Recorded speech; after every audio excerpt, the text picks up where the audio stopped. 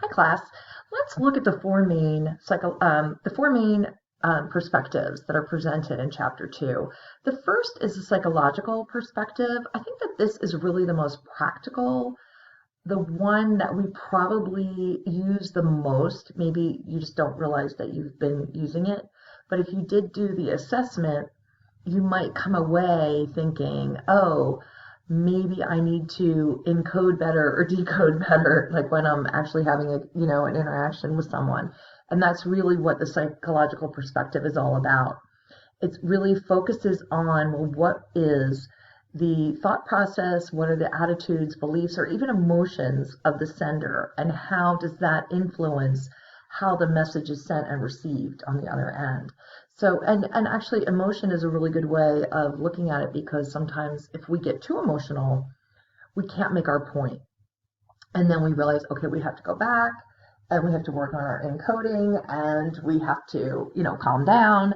So it's actually very practical uh, and uh, and actually useful, but it is criticized because it doesn't really take into account anything about social context.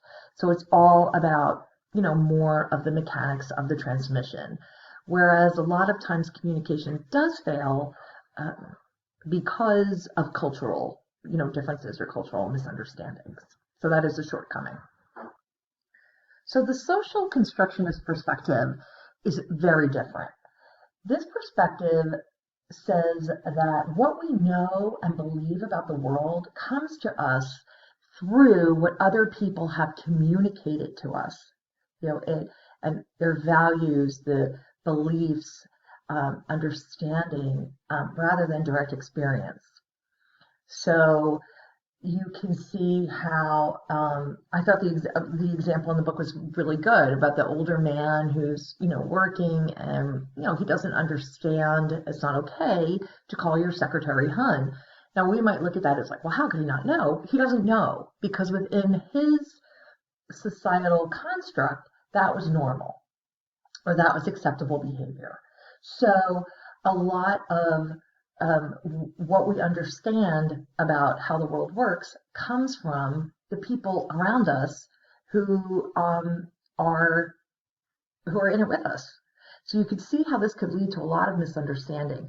One area in communication studies that is communication research that is really exploded, especially within the last 5 years, is this social constructionist perspective on crisis communications.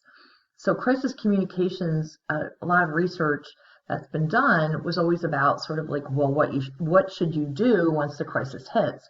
But when we look at it from the social constructionist point of view, what we see is it's miscommunication that causes crises to actually happen in the first place. And so it takes a more preventative measure. So now let's look at the pragmatic approach. Several years ago, I wrote a book with a marriage counselor called Why Can't You Read My Mind? And basically the whole entire book was was taking a pragmatic approach to couples communication. And what we really were doing in that book was we were trying to get couples to really look at these bad patterns that they had fallen into. As a matter of fact, I think the subtitle was identifying and overcoming the 9 toxic thought patterns that couples get into, or something like that. But that is often really the problem with couples, is that they do get into an interdependent situation where they pick up this pattern, and a lot of the time the pattern is sometimes the pattern can even be due to the social constructionist perspective. Like they have learned to communicate in a certain way, and now they're bringing this into a relationship and it's not working with the other person. So that's why marriage counselors often take this approach, where what they're doing is they're helping people see the pattern and see why and how it's dysfunctional. So one criticism that you might level, say, at a therapist who's taking purely a pragmatic approach, it's they're not always looking at the underlying reasons for the bad communication pattern. So that is one, kind of drawback. It's almost like we don't need to know why underneath. If we can correct the pattern on top, it'll correct what's going on underneath. And I don't know if that's always really the case. So I think that is a legitimate issue with this communication pattern. Last but not least, we have the cultural studies approach. This is really the newest model to emerge. Like when we compare it to like the psychological model, which emerged, I believe, in the early 1900s, and the social constructionist, which really evolved in the late 1800s.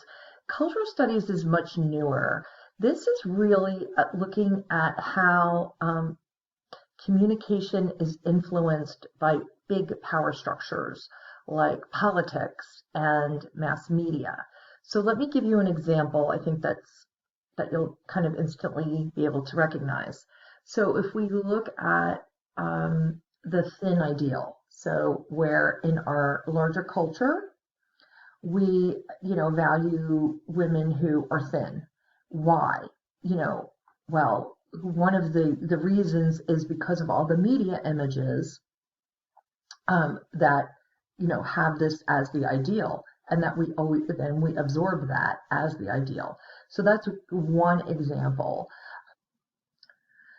But what does it mean when the text says here, examines power of discursive acts? So according to scholars who take this approach, cultures are constituted through a particular set of discursive acts. Any given culture is really a web of discursive acts that are really, it's really communication, all of which carry meaning. Some of it's verbal, some of it's nonverbal. So for example, a discursive act would be if a man will shake hands with a man upon meeting him in a professional situation, but not shake the hand of a woman in a professional situation. So these discursive acts, or these acts of communication, really reveal social forces that may be kind of percolating underneath. Capitalism, patriarchy, racism, colonialism, a lot of isms. So a lot of what cultural critics do is try to make visible these connections that we might not be aware of. So it's a very interesting and complicated approach.